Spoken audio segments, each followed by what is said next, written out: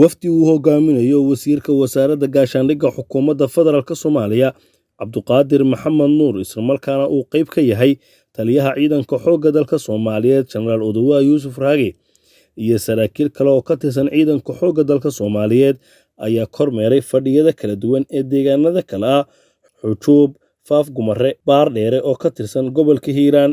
ciidankan ayaa qayb ka ahaa howlgalkii lagu baacsanayay argagixisada arxanka daran ee Al-Shabaab ee ka socday qaybo ka mid ah gobolka Hiiraan.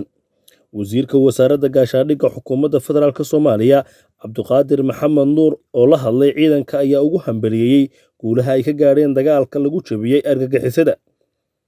xaaladda maanta aan ku suganno halkaan u joogno sidaad la socotiin muddo 15 maalin ayaad waxaad ku soo jirteen howlgal aan noociisa hore loo arag. howlgalkaasi xubnihii ka qayb qaatay qaybta ugu muhiimsan ayaad ahaydeen annagoo og duruufaha aad shaqadaas u qabateen annagoo og xaaladaha aad soo marteen ayaan haddana waxaan leenahay waad ku mahadsantihiin intaad soo gudateen inta hartayna inaad dhammaystirtaan ayaan idinka rabnaa.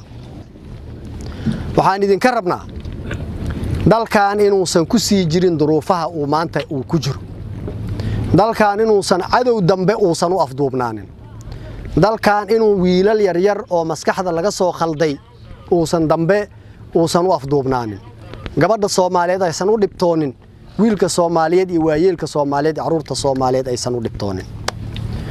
waajibaadka idinka saaran mas'uuliyadaas oo aad dareeska u gashateen oo aad u dhaarateen inay qabsoonto.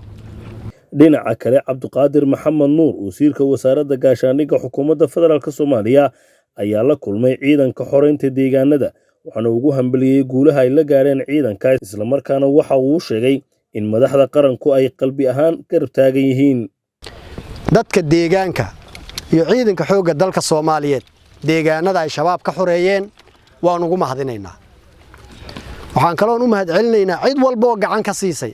adinkiina waxaa idinka rabaa nimankii weli ma dhammaan, shaqada weli hadday koow tahay faanoola fari kama qodna ayay maraysaa.